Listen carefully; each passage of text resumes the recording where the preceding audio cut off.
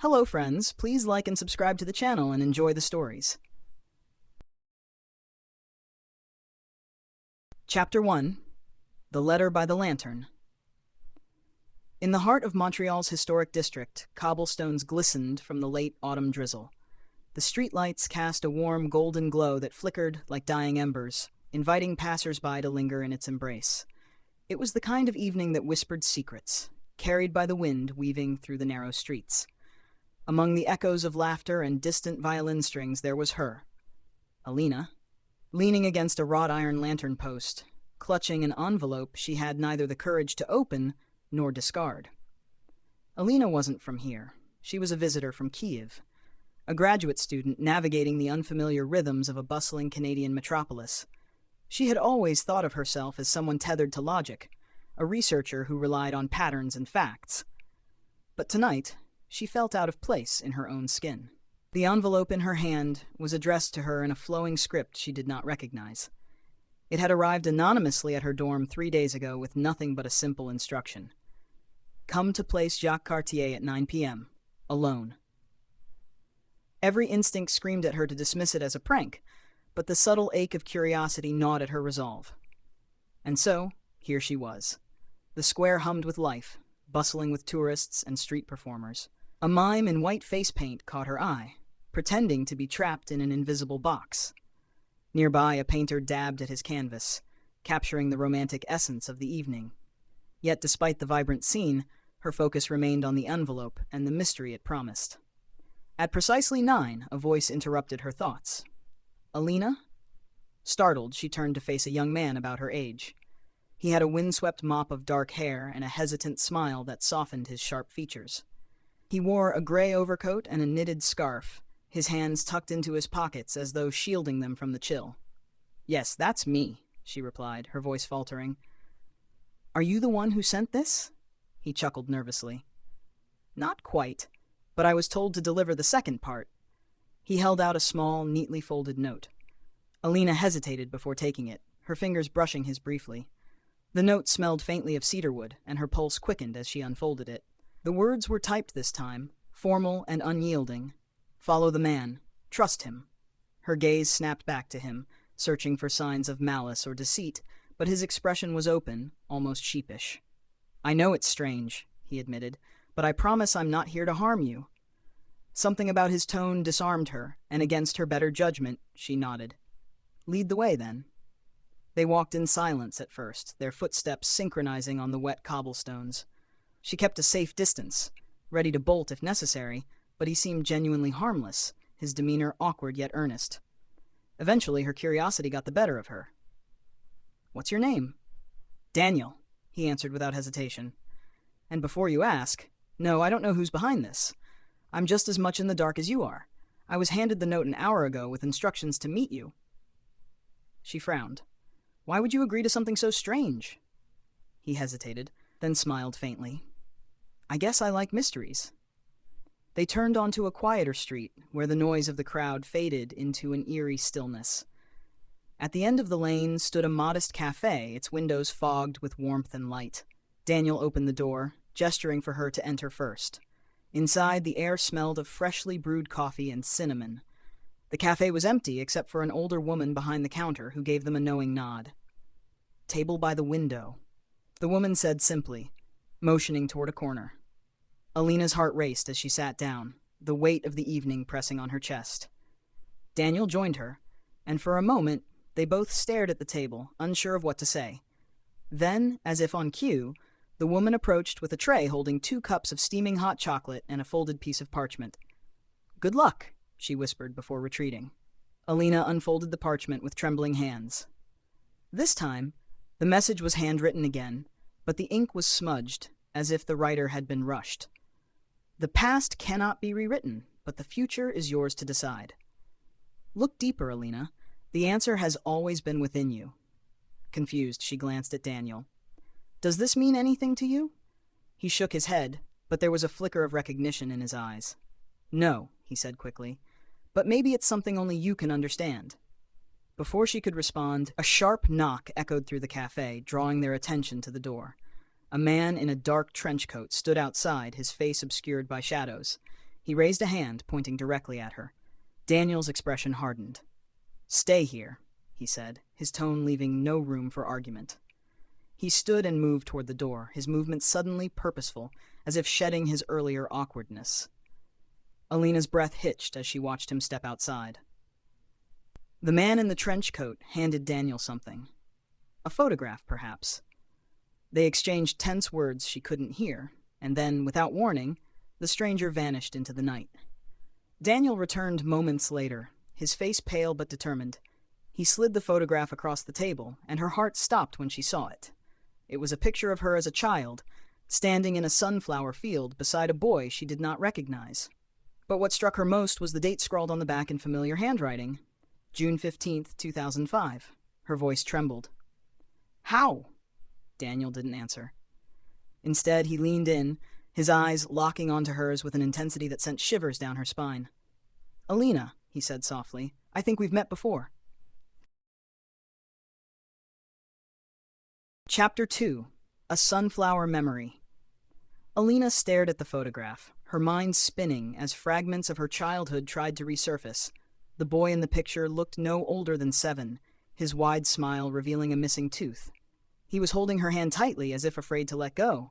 The sunflowers towered over them, their golden petals reaching for the endless summer sky. But she couldn't place him. The memory, if it even existed, was buried too deep. "You think we've met?" she echoed, her voice wavering. Daniel nodded, his brows furrowed in thought. "That's me in the picture," he said quietly, "but I don't remember it either. Not clearly. It's like it's there, just out of reach." Alina's chest tightened. "This doesn't make any sense. How could we have met as kids? I didn't grow up here. I've never even seen a sunflower field in Canada." "Neither have I," Daniel admitted, his voice barely audible. "But I think someone wants us to remember." The photograph felt heavier in her hand now, as though it carried the weight of an entire forgotten history. She flipped it over, examining the date again. June 15th, 2005. That would have made her 6 years old. She shook her head, frustration bubbling to the surface. "This is absurd. Some stranger hands you this picture, and now we're supposed to believe we're part of some, what? Grand plan?" "I don't know what to believe," Daniel replied, leaning back in his chair. "But whoever's orchestrating this went through a lot of trouble to bring us together. Don't you think it's worth figuring out why?" Alina wanted to argue, to demand answers from someone, anyone. But deep down, she knew he was right. There was no denying the meticulous effort behind the notes, the photograph, the cafe. This wasn't a coincidence. The cafe door jingled, pulling them both from their thoughts. A young woman entered, her rain-soaked coat clinging to her slender frame. She scanned the room, her gaze landing on Alina and Daniel. Without hesitation, she approached their table. "Are you Alina and Daniel?" she asked, her voice firm but not unkind. Alina exchanged a glance with Daniel before nodding. "Who are you?" "My name's Amelia," the woman said, pulling a chair over and sitting down uninvited. Her sharp green eyes flicked between them. "I'm here to help you." "Help us with what?" Daniel asked, his tone skeptical. Amelia placed a small leather-bound notebook on the table. Its cover was embossed with a sunflower, the gold engraving catching the light. "With your memories," she said simply. Alina's breath caught. "What do you mean?" Amelia opened the notebook to the first page, revealing a sketch of 2 children holding hands in a sunflower field. Beneath it, in neat handwriting, were the words, "They must remember to move forward." "This notebook belongs to both of you," Amelia explained. "It was given to me years ago with instructions to find you when the time was right." Alina's fingers brushed the edge of the notebook, hesitant to touch it. Why would someone go to such lengths? Who's behind all this? Amelia's expression softened. "I wish I could tell you everything, but I don't have all the answers. All I know is that your past is tied to something bigger than you realize. Something that was erased." "Erased?" Daniel echoed, leaning forward. Amelia nodded. "A decision was made to protect you both. But now, whoever orchestrated it wants you to uncover the truth. This notebook contains pieces of your shared past, fragments that might help you remember." Alina's hands trembled as she opened the notebook to the next page. It was filled with cryptic drawings and notes, a sketch of a treehouse, a map with no names, and phrases like, "the orchard at sunset," and "the melody of the swing." This is impossible, she murmured. It's not, Amelia said. The mind is resilient, but it can be shaped. Memories can be hidden, even rewritten, but they're never truly gone. Daniel studied the notebook, his jaw tight. Why now? Why is this coming to light after so many years? Amelia hesitated, then reached into her pocket and pulled out a small key. Because someone thinks it's time for you to confront the truth. This key unlocks a box at the Montreal Central Archives. Inside, you'll find the next piece of the puzzle. Alina's head spun with questions, but before she could voice them, Amelia stood. I can't stay. My part in this is done. Wait, Alina called, standing abruptly. What if we don't want to do this? What if we just walk away? Amelia's gaze softened. That's your choice. But if you do, you'll never know why you were brought together. And you'll always wonder what could have been. With that, she turned and walked out of the cafe, leaving them alone with the notebook and the key. For a long moment, neither of them spoke. The notebook lay open between them, its cryptic contents daring them to look closer. Finally, Daniel broke the silence. What do you think? Alina's grip tightened on the photograph. She thought of the boy in the sunflower field, his bright smile and unshakable grip on her hand. She didn't know him, not really, but something deep inside told her she should. I think, she said slowly, we have to find that box. Daniel nodded, a flicker of determination crossing his face. Then let's do it. Together. As they left the cafe, the city seemed quieter, the air heavier with the weight of what lay ahead. Neither of them noticed the older woman behind the counter watching them go, a knowing smile on her lips. She reached into her apron pocket and pulled out a faded photograph of her own, one of 2 children in a sunflower field. A single tear rolled down her cheek as she whispered, It's finally time. Chapter 3. The Box of Echo. The Montreal Central Archives was a towering building of glass and steel, its modernity a stark contrast to the timeless streets Alina and Daniel had just left behind. As they stepped inside, the scent of aged paper and polished wood enveloped them, an unspoken promise of untold stories. Clutching the small key Amelia had given them, Alina's nerves crackled like static electricity. She glanced at Daniel, who seemed equally tense but resolute. You sure about this? He asked quietly as they approached the reception desk. No, she admitted, but we're already here. The receptionist, an older man with wire-rimmed glasses, looked up from his ledger. Can I help you? Daniel stepped forward, his voice steady despite the uncertainty that lingered in the air. We're here to access a box. It's archived under this key. He held it up, the metal catching the light. The man's gaze flicked to the key, his brows furrowing slightly. He reached for a binder and flipped through its pages with practiced precision. After a few moments, he stopped, his finger tracing an entry. Box 8D13, he said. Restricted access. You'll need clearance. Clearance? Alina asked, her heart sinking. We don't have. The man cut her off with a raised hand. Your names? Alina Kozlova and Daniel Harper, she replied hesitantly. His expression changed as he typed something into his computer. A faint look of surprise flickered across his face before he nodded. You're authorized, he said. Follow me. Alina and Daniel exchanged puzzled looks but said nothing as they trailed the receptionist through a labyrinth of corridors. They passed rows of shelves towering with files, boxes, and artifacts, each whispering tales of lives once lived. At last, they reached a secured room. The man unlocked the heavy door and gestured them inside. Take your time, he said. When you're done, press the buzzer by the door. The door clicked shut behind them, leaving them alone in a room lined with metal shelves. In the center, on a table under a single hanging light, was a small wooden box. Its surface was weathered, the sunflower emblem etched into its lid matching the notebook Amelia had given them. Daniel stepped forward, his fingers brushing the lid. This is it. Alina swallowed hard. Open it. He inserted the key into the lock, the mechanism clicking softly. As the lid creaked open, the air seemed to shift, growing heavier with the weight of the secrets inside. The first thing they saw was a bundle of photographs tied together with a faded ribbon. Daniel untied it carefully, spreading the pictures on the table. There were dozens of them, each depicting Alina and Daniel as children. Some showed them playing in the sunflower field, others in a treehouse or by a lake. Their smiles were carefree, their bond unmistakable. How is this possible? Alina whispered. I don't remember any of this. Daniel picked up a photograph of the two of them building a sandcastle, their faces smeared with dirt. Neither do I, he murmured. But look at us. We were inseparable. Beneath the photographs was a small leather pouch. Alina opened it cautiously, revealing a pendant shaped like a sunflower, its center studded with a tiny amber gemstone. As soon as she touched it, a wave of dizziness overcame her. Images flashed in her mind, a swing swaying under a tree, a melody hummed in the summer breeze, a boy's laughter blending with her own.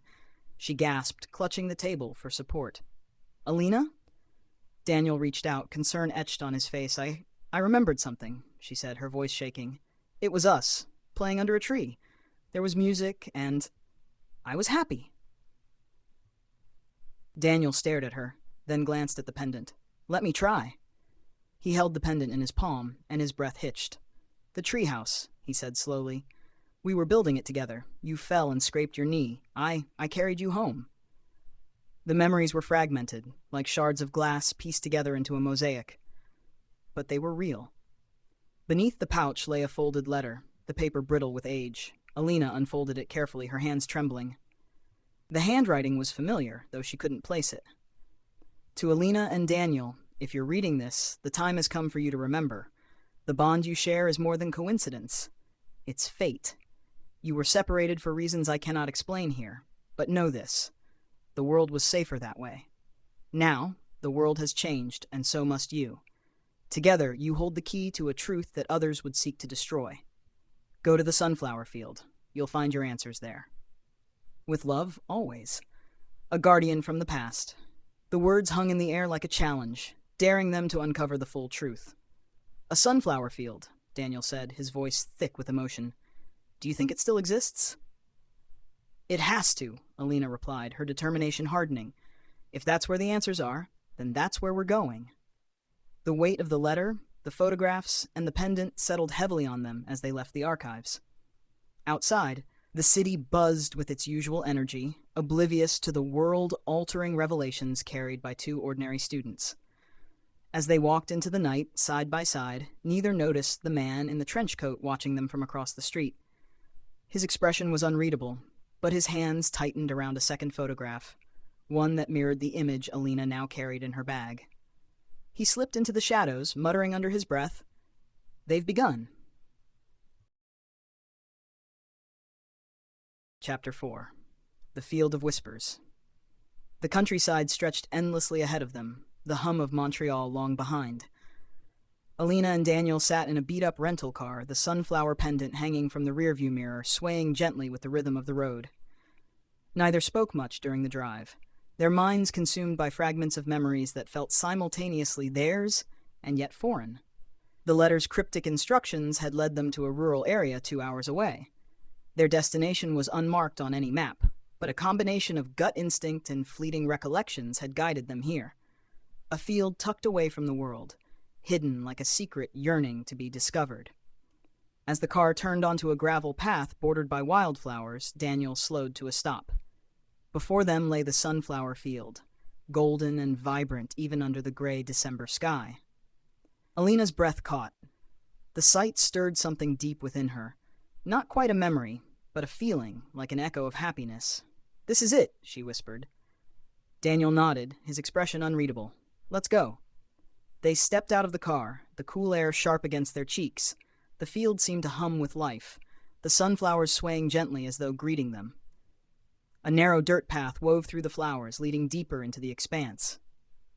As they walked, the pendant around Alina's neck grew warm against her skin, pulsing faintly. She clutched it, her heart pounding. "Do you feel that?" she asked. Daniel nodded. "It's like the air is alive." The deeper they went, the more the world around them seemed to change. The wind carried whispers, faint and melodic, like a lullaby sung in a forgotten tongue. The scent of sunflowers grew intoxicating, mingling with something sweeter. A fragrance Alina couldn't place, but found achingly familiar. They reached the heart of the field, where the sunflowers formed a natural clearing. At its center stood a single wooden swing, its ropes frayed with age, swaying gently in the breeze. Beside it was a weathered treehouse perched in an old oak, its planks creaking as if welcoming them back. Alina froze, memories flooding her like a tidal wave. I remember this place, she said, tears welling in her eyes. We used to come here all the time. It was ours. Daniel stared at the swing, his own memories surfacing. We called it the Whispering Field, he said, his voice thick with emotion, because we thought the flowers could talk to us. They moved closer, the pendant glowing faintly now. Alina's fingers brushed the swing, the wood rough and familiar beneath her touch. Why would anyone erase this from us? She asked softly. Before Daniel could answer, a voice interrupted them. Because this place was never meant to be remembered. They spun around to see the man in the trench coat standing at the edge of the clearing. His face was shadowed by the brim of his hat, but his presence radiated authority. Who are you? Daniel demanded, stepping protectively in front of Alina. The man raised a hand, his movements slow and deliberate. I'm not here to hurt you, he said. I'm here to ensure you understand the weight of what you've uncovered. What do you mean? Alina asked, her voice trembling. The man stepped closer, his features coming into view. His eyes were sharp and calculating, yet tinged with sadness. He pulled a folded piece of paper from his coat and held it out to her. Reluctantly, Alina took it. The handwriting was familiar, the same as the letter they'd found in the box. If they reach the field, they will be in danger, but if they leave without knowing, the world will pay the price. Her stomach churned. What does this mean? The man sighed. This field isn't just a place of memories. It's a tether, a bridge between your past and something far more powerful. You and Daniel were brought here as children because you were unique. Unique how? Daniel asked, his voice sharp. The man hesitated, as if choosing his words carefully. This field doesn't belong to this world. It's a fragment of something older, something forgotten. You two were its guardians, chosen to protect its secret. But when you were young, there was a threat, someone who sought to exploit its power. To keep you safe, your memories were taken, and you were separated. Alina's knees felt weak. Who did this to us? The man's jaw tightened. I did, he admitted. The confession hung in the air, heavy and unforgiving. You erased our memories? Daniel's voice was a mix of disbelief and anger. Yes, the man said. It was the only way to protect you. But now, the balance has shifted. The field is calling you back because the threat has returned. And this time, you're the only ones who can stop it. Alina shook her head, tears streaming down her face. We didn't ask for this. We didn't ask to be part of some cosmic responsibility. I know, the man said softly, but the field chose you, and now you must choose it, or let it fall into the wrong hands. The pendant around Alina's neck glowed brighter, its warmth spreading through her chest. Daniel's hand brushed hers, grounding her as the weight of their shared destiny settled over them. What do we need to do? Daniel asked, his voice steady despite the fear in his eyes. The man gestured to the treehouse. Inside, you'll find the core of the field's power. It will recognize you, as it always has. But once you touch it, there's no turning back. You'll remember everything. The joy, the pain, the burden. And you'll be bound to the field forever. Alina's heart raced. She looked at Daniel, who nodded. We do this together, he said. Hand in hand, they climbed the treehouse ladder. Inside, the air was warm and still, the scent of sunflowers overpowering. At the center of the room sat a small crystal orb, glowing faintly with golden light. As they reached for it, the whispers grew louder, enveloping them in a symphony of voices. The moment their hands touched the orb, the world around them dissolved into light. Memories flooded back, complete and undeniable. The field, their bond, the moments of innocence and laughter, and the day they were torn apart. But more than that, they saw glimpses of the future. The battle ahead, the sacrifices they would have to make. When the light faded, they were still in the treehouse, but everything felt different. The field outside shimmered with life, its flowers glowing softly. The man waited below, his expression unreadable. You remember now, he said. Yes, Alina replied, her voice resolute. And we're ready. For the first time the man smiled, though it was tinged with sorrow. Then may the field guide you. As they stepped down from the treehouse, Alina and Daniel felt the weight of their new purpose. The field was alive, its whispers now clear and full of promise. But in the distance, the sky darkened, and a cold wind swept through the flowers. Their journey was just beginning. Chapter 5. The Bloom of Truth. The field darkened as storm clouds rolled in, the golden sunflowers swaying with an urgency that felt alive. The whispers that once sang like lullabies had shifted into low, mournful chants, as if the field itself knew what was coming. Alina and Daniel stood at the center of the clearing, the pendant glowing like a miniature sun around Alina's neck. The man in the trench coat remained at the edge, his shadow a silent sentinel. "They're here," he said grimly, his voice carried by the wind. "Who's they?" Daniel asked, his hand tightening instinctively around Alina's.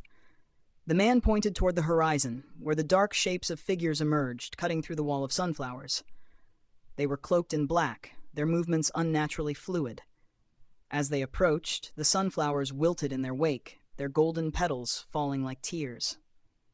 "They're the ones who've been hunting the field for decades," the man explained, "and they'll stop at nothing to claim its power." Alina felt her pulse quicken, fear and anger swirling within her. "Why us? Why can't you stop them?" The man's expression softened. "Because the field belongs to you now. I was only ever a temporary guardian." Daniel stepped forward, the pendant's glow reflected in his determined eyes. "If this is our fight, then tell us what to do." The man nodded. "The field's power isn't in the flowers or the land. It's in you. Together, you're the bridge between its energy and the world. But that connection works both ways. You must protect it, or it will consume you." The first of the intruders reached the clearing. Their faces were obscured by masks, their hands outstretched, as if to claim the very air. The whispers around them grew louder, furious and defiant, as the field reacted to their presence. "Stay close to the treehouse," the man instructed. "It's the field's heart. As long as you stand near it, you'll have its strength." Alina and Daniel moved instinctively, standing shoulder to shoulder before the treehouse. The pendant grew unbearably hot against Alina's chest, and she tore it off, holding it in her hand like a weapon. The intruders surrounded them, their movements eerily synchronized. One stepped forward, a woman whose mask was adorned with a single sunflower petal. Her voice was low and hypnotic. "You don't understand what you're guarding," she said. "This field is not a gift, it's a curse. Give it to us and we'll free you from it." "You're lying," Daniel said sharply. "The field chose us." "Did it?" the woman asked, tilting her head. "Or were you just unlucky?" Alina felt doubt creep in, but the whispers grew louder, almost as if they were speaking directly to her now. She closed her eyes, letting their voices guide her. "They're trying to manipulate us," she said, her voice steady. "The field is alive, and it needs us to stand strong." The woman's mask tilted slightly. "Then you leave us no choice."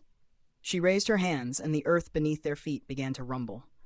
The sunflowers closest to the intruders shriveled completely, the once lush clearing turning into a barren circle. Alina and Daniel felt the pull of the field's energy surging through them. The pendant in Alina's hand glowed brighter, pulsing in rhythm with her heartbeat. Without thinking, she reached for Daniel's hand, and the moment their fingers intertwined, the field reacted. A wave of golden light burst from the pendant, racing across the ground and pushing the intruders back. The sunflowers that had wilted began to regrow, their stems shooting upward like arrows defying gravity. The woman stumbled, her mask cracking to reveal piercing eyes filled with anger. "You've only delayed the inevitable," she hissed. "The field's power is too great for you to control. It will destroy you." But Alina wasn't listening. The whispers were no longer disjointed. They had become a single voice, clear and commanding. "Protect the heart." The words echoed in her mind as she turned to Daniel.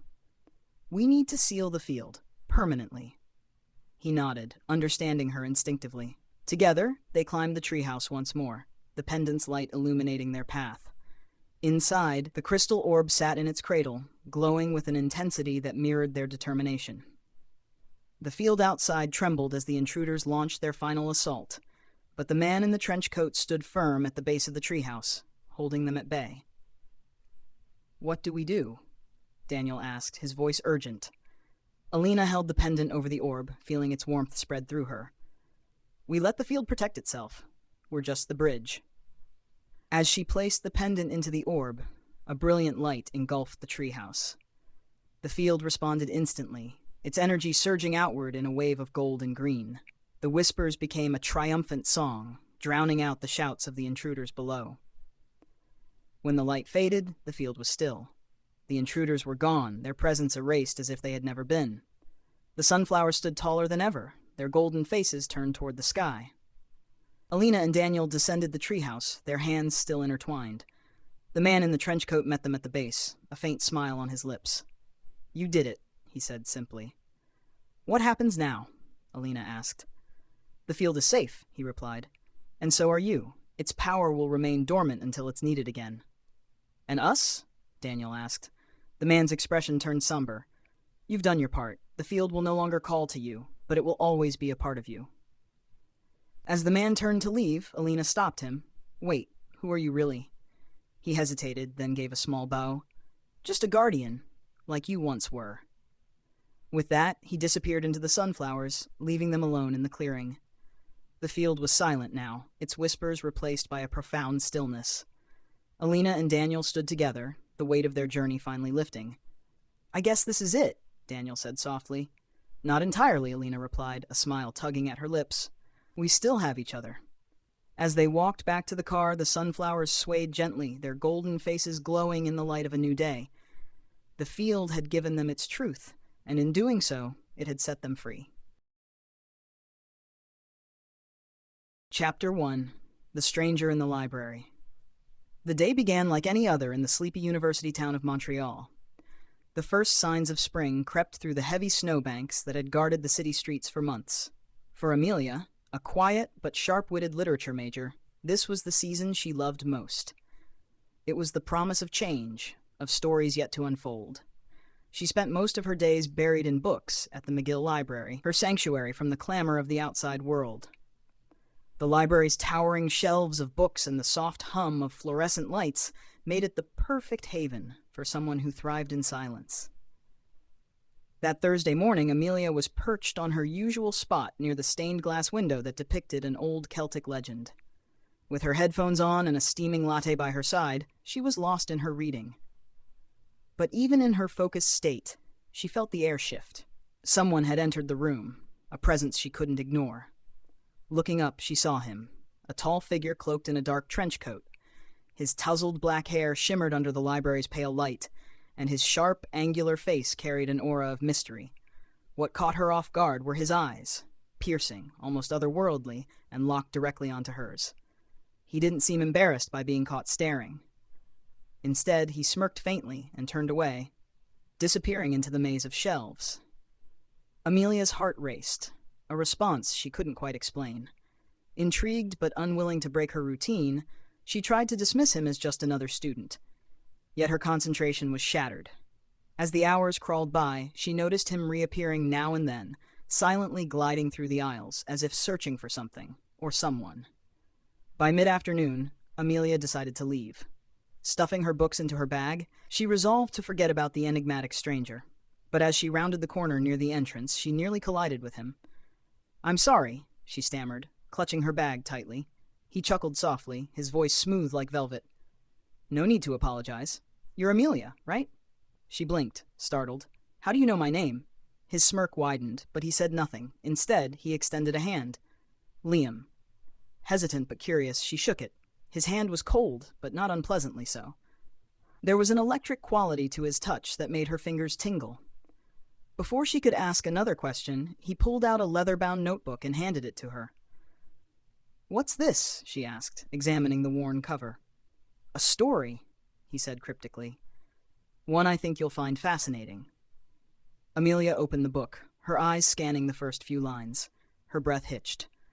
The story began with an eerily accurate description of her morning routine, her latte, the headphones, even the exact page of the book she'd been reading. "Is this some kind of joke?" she demanded, looking up, but Liam was already gone. For the next week, Amelia couldn't think of anything else. The notebook was filled with entries chronicling her life, down to the most minute details, yet written as if she were a character in someone else's story. There were also glimpses of things she didn't recognize, moments she hadn't lived yet. One entry described a rainy evening when she would meet Liam again, this time in a cafe downtown. It detailed their conversation, word for word, and ended with her whispering his name as if it were a secret she had always known. Against her better judgment, Amelia went to the cafe on the specified date. As the rain drummed against the window panes, she spotted him seated in the farthest corner, just as the notebook had described. He looked up and smiled knowingly. Their conversation unfolded exactly as the entry had predicted. Every word, every laugh, every stolen glance, it was all there, as if they were following a script. By the end of the night, Amelia felt an undeniable pull toward him, as if their lives were threads of the same fabric, meant to intertwine. But as the weeks turned into months and their connection deepened, Liam revealed the truth. "I'm not what you think I am," he said one evening under the flickering light of the library's stained glass window. "Then what are you?" Amelia asked, her voice trembling. "I'm the author of your story," he said, his tone heavy with regret. "And I've been rewriting it for centuries, trying to get the ending right." Amelia froze, her mind reeling. "What do you mean?" Liam's eyes softened, filled with a sorrow she couldn't fathom. "I can't let you leave. Not this time." Before she could respond, the world around her blurred, the colors bleeding into one another like wet paint. When she opened her eyes again, she was back in the library, latte in hand, headphones on, as if nothing had ever happened. Yet in the corner of her vision, she caught a fleeting glimpse of him, watching from the shadows. And on her desk lay the notebook, its pages blank. Chapter 2. The Edges of Reality. Amelia stared at the blank notebook, her hands trembling. The leather-bound cover felt heavier than it should, as if the weight of untold truths pressed against her palms. She flipped through its empty pages, expecting something, anything, to reappear. Nothing. The library felt quieter than usual, unnaturally still. Her surroundings seemed blurred, as though the edges of reality were smudged by an unseen hand. Shaking her head, she forced herself to focus. It had to be a trick, some elaborate prank. Yet deep down she knew better. The next few days passed in a haze. She kept the notebook with her at all times, even sleeping with it tucked under her pillow, hoping it might reveal its secrets. When nothing happened, she tried to rationalize the experience. Perhaps she'd imagined it. The rainy cafe meeting, Liam's chilling confession, it couldn't be real. But the world began to betray her. It started subtly. On her walk to campus, she noticed a man on the opposite sidewalk tipping his hat to her. The next day, he stood in the same spot, tipping his hat again. Same coat, same smile, same gesture. Her roommate, Sophie, began repeating conversations as though they were caught in a loop. "Did you hear about the spring festival this weekend?" Sophie asked one evening while boiling pasta. "I did," Amelia replied, her voice wary. An hour later, Sophie said the exact same words, with the same intonation, as if she'd forgotten they had already talked about it. Amelia tried to brush it off, but the cracks in her world kept widening. One evening, unable to sleep, she decided to test the notebook. Sitting at her desk, she opened it and pressed the tip of a pen to the first page. Her hand hesitated. "What am I even doing?" she muttered, shaking her head. But as the pen touched the page, the ink seemed to pull itself, forming letters without her control. Her breath caught as words emerged. "You can't change it, Amelia. You can only follow it." The pen dropped from her hand, rolling onto the floor. The letters faded before her eyes, leaving the page blank once more. The next morning, a letter slipped under her door, shattered the fragile sense of normalcy she'd clung to. It was addressed to her, written in an elegant script that matched the notebook's entries. Inside was a single line. "Meet me at the park bench near the fountain at 7 p.m. Bring the notebook." Amelia wanted to ignore it. She wanted to throw the letter away, burn the notebook, and pretend her life hadn't turned into some surreal nightmare. But as the hours ticked by, a magnetic pull she couldn't resist drove her to the park. At 7 p.m. sharp, she found him seated on the weathered bench, his trench coat fluttering slightly in the evening breeze. The park was empty, eerily quiet except for the soft trickle of water from the fountain. "You came," he said, his voice calm but laced with a strange kind of relief. "You gave me no choice," Amelia snapped, clutching the notebook tightly. "What is this? What's happening to me?" Liam gestured for her to sit, but she stayed standing, her legs trembling. "You're starting to see it, aren't you?" he asked, his eyes scanning hers. "See what?" "The cracks," he said softly. "The edges where this world doesn't hold together anymore, where the script starts to falter." Amelia's mind raced. She thought of the man tipping his hat, Sophie's repetitive conversations, and the blank pages of the notebook. "What do you mean by script?" she asked. Liam sighed, leaning forward. "This world isn't real, Amelia. It's a story, a carefully constructed narrative, and you're its protagonist." She laughed bitterly. "That's absurd." "Is it?" He reached into his coat and pulled out another notebook, identical to hers. Opening it, he showed her a page. Her blood ran cold as she read the words. Amelia refused to sit, clutching the notebook as anger and confusion warred within her. The line faded, and new words formed. Her heart raced as she realized Liam was telling the truth. She stepped back, shaking her head. No, this can't be real." Liam stood, his expression both gentle and firm. "I've tried to protect you from this for so long, but the story is breaking down, Amelia. It's falling apart, and if we don't fix it, everything, everyone, you know will vanish." Tears stung her eyes. "Why me? Why is it always me?" "Because you're the anchor," he said. "The entire world revolves around you. Without you, there's no story, no reality." She stared at him, her grip on the notebook tightening. "And you? What are you in all of this?" "I'm the author," he said, his voice barely a whisper, "and I've made a terrible mistake." Before she could ask what he meant, the ground beneath them quivered. The fountain's water froze mid-splash, and the sky above them rippled like fabric caught in the wind. Liam grabbed her wrist. "We don't have much time." "For what?" she asked, her voice shaking. "To rewrite the ending." Chapter 3. Rewriting Fate. The rippling sky above the park turned darker, blotting out the stars one by one. The fountain's frozen water shimmered unnaturally, suspended in midair. Amelia's breath came in quick, shallow gasps as the ground beneath her seemed to pulse like a living thing.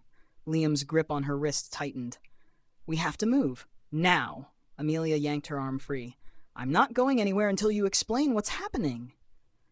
Liam glanced around, his piercing eyes scanning the distorted surroundings. "Fine, but keep your voice down. This world is unraveling, and if they find us—" "They? Who's they?" Amelia interrupted, her fear laced with anger. "The editors," Liam said grimly.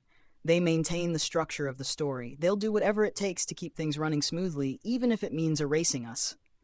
Amelia stared at him, incredulous. "You're talking like this is some kind of dystopian novel." "Because it is," Liam replied. "Every world is a story, Amelia.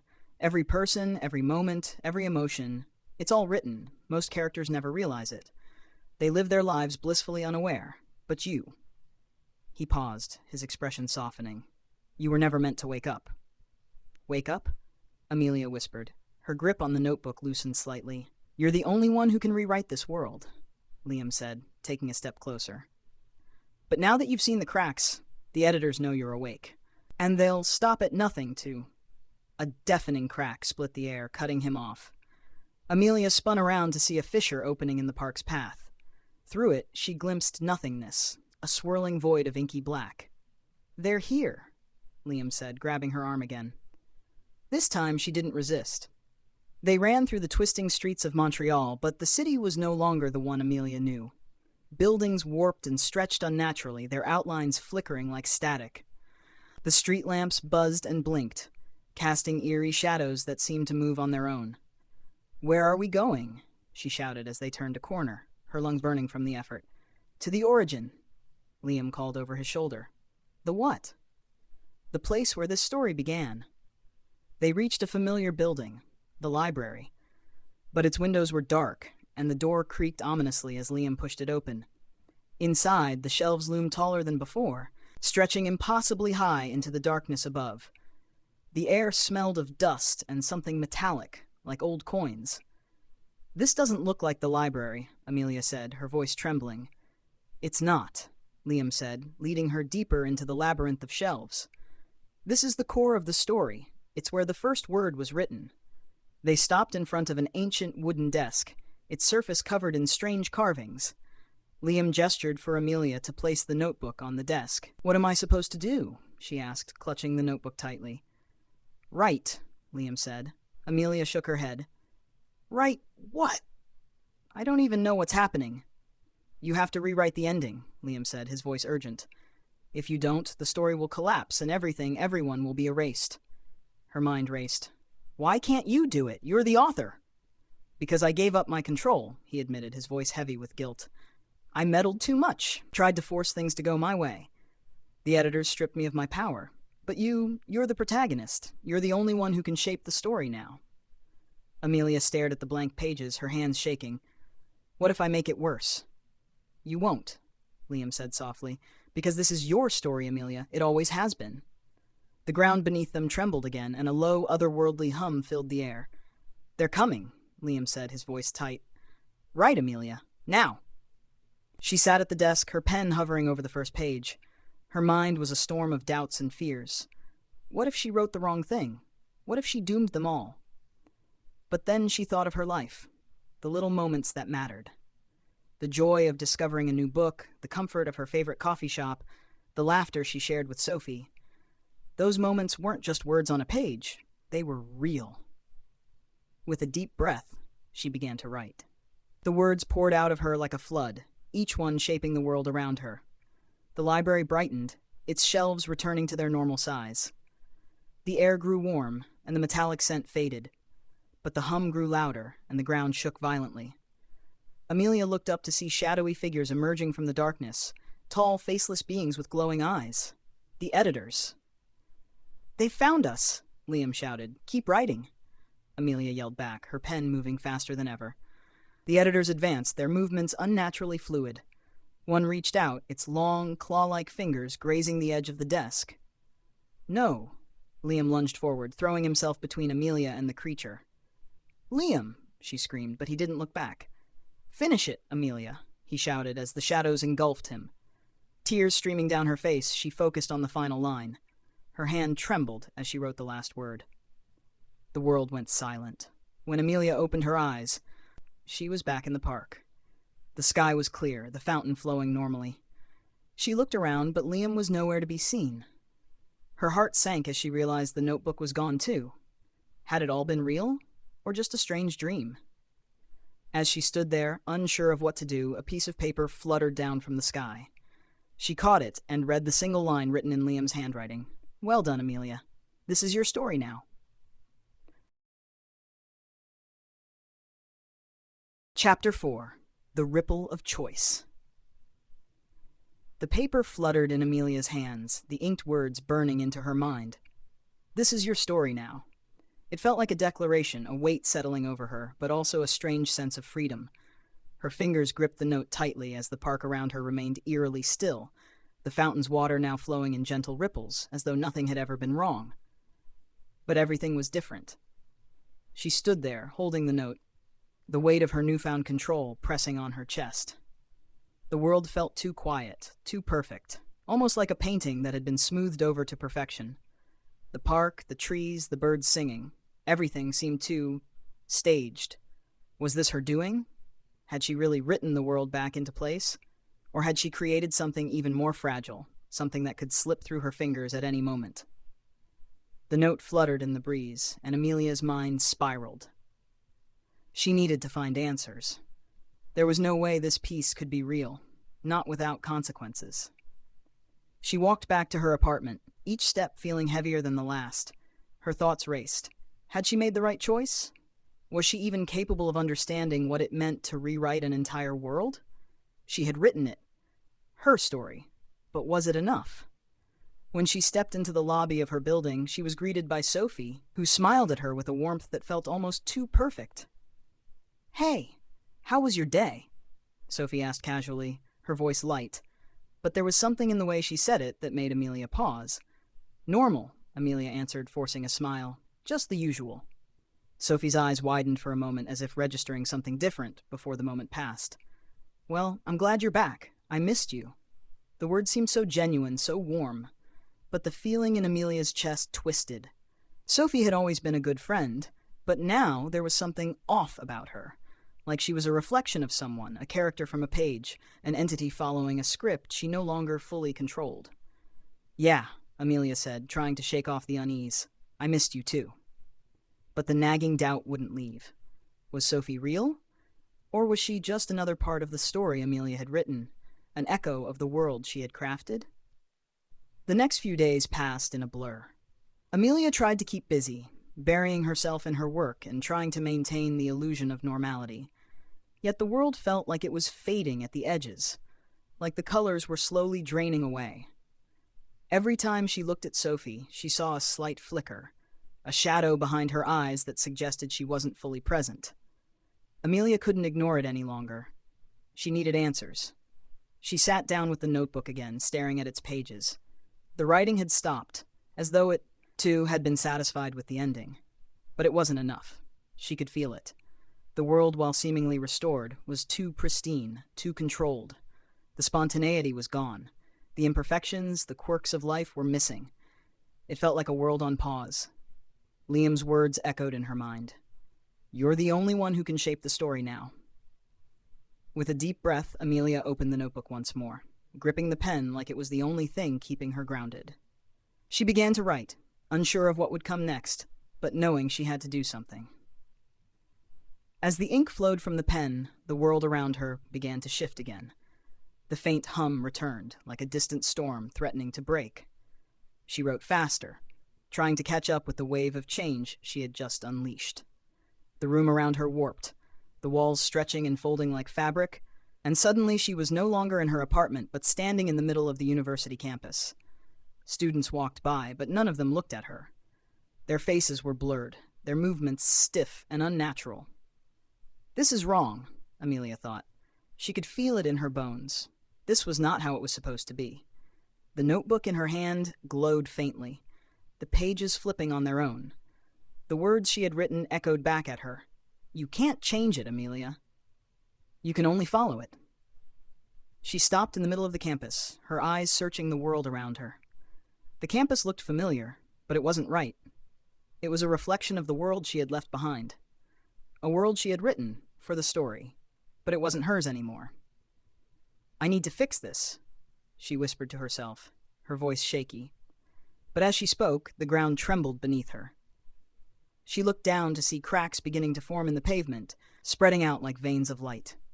From the cracks emerged figures, tall, dark, and faceless, just like the editors Liam had warned her about. They were coming for her. Her heart raced, but she didn't run. She couldn't. The figures approached, their footsteps echoing in the stillness of the campus. Amelia could feel their presence, like cold fingers reaching out to grasp her, to pull her back into their control. But she had one choice left. She opened the notebook again, flipping through the blank pages, searching for something, anything. Her hand hovered over the empty paper, uncertain of what to write, until she finally realized she had to write herself out of this. With a shaky breath, she began to write the one thing that felt right. The story ends here. For a moment, everything went still. The crackling air, the looming figures, even the world around her. Everything stopped. The ground beneath her feet froze, the students frozen in place like statues, the figures suspended in midair, their eyes now empty voids. Amelia's hand trembled as she wrote one final word. Freedom. The world around her shattered. It didn't collapse or fade. It burst into light, into color, into sound. The voices of 1,000 untold stories swirled around her, and for the first time since the moment she had awoken to the truth, Amelia felt the weight of a world not written, not controlled. A world that breathed with life and possibility. The figures were gone. The campus was gone. Everything was gone, except her. She was free. Amelia stood in the center of the void, the notebook in her hands, but it was no longer necessary. The story she had written was finished. She had chosen her path, and now the world would write itself. Her story wasn't over. It had just begun. Final chapter, a new beginning. Amelia stood alone in the vast expanse of nothingness, her heartbeat steady in the silence that surrounded her. The world she had known, her home, the people she loved, was gone, but it wasn't lost. She could feel it in the air, the pulse of potential, of endless possibility. The void stretched before her, vast and infinite, yet it didn't feel empty. It felt like an unspoken promise, a canvas waiting to be filled with stories. Her own story. The notebook had disappeared the moment she had written the last word. The pen, the pages, all vanished in the blink of an eye, leaving her holding nothing but the remnants of a decision. A decision to choose freedom, to choose herself. But now, standing in this new reality, Amelia realized there was something far more profound than her personal liberation. She had set the world free. Her hands trembled as she looked down at her own reflection in the shimmering surface of the void. It wasn't a perfect reflection. It was blurry, shifting like water disturbed by a breeze. She wasn't sure who she saw. A girl who had fought for her own place in the world, or the architect of an entire universe. But it didn't matter. In that moment, the boundaries of what she was and what she could be dissolved. She wasn't just a character. She wasn't even just the protagonist. She was the author now, but also something more, something infinitely greater. With a deep breath, she began walking. Her steps were slow at first, tentative, as if testing the ground beneath her. But soon, the ground solidified underfoot, and the void began to take shape. Color bled into existence, faint, shimmering hues of blue, green, gold, and purple. Shapes emerged, outlines of a city skyline, trees, and distant mountains. The world began to rebuild itself around her, one step at a time. She smiled softly, a tear slipping down her cheek. She didn't need a notebook to create anymore. Her thoughts, her feelings, those were enough. As she walked, she noticed the people beginning to appear. They weren't mere copies of those she had known, but something more. Something alive. They were real, imperfect, with their own stories to tell. Some looked confused, others curious, but all of them shared a spark, a glimmer of awareness. "Is this real?" a man asked as he looked around, his eyes wide with wonder. Amelia didn't respond at first. She just watched him, watching as his mind began to comprehend the enormity of what had happened. Then she nodded. "Yes, it's real." The world was theirs to shape now, just as much as it was hers. There were no scripts, no editors, no predetermined endings. Everyone could write their own story. As Amelia continued walking, she could feel the weight of her choices settle deep within her. Every path, every step, led her further from the past and closer to the future. The story she had once thought was her own was no longer hers alone. It belonged to everyone. It belonged to them. And though she had written herself into this world, it was not the end of the tale. It was just the beginning. The sun rose on a new world, one full of infinite possibilities. And as Amelia stood on the edge of it all, she knew, with an undeniable certainty, that her story would continue. But this time, it wouldn't be about following the script. This time, it would be about living it.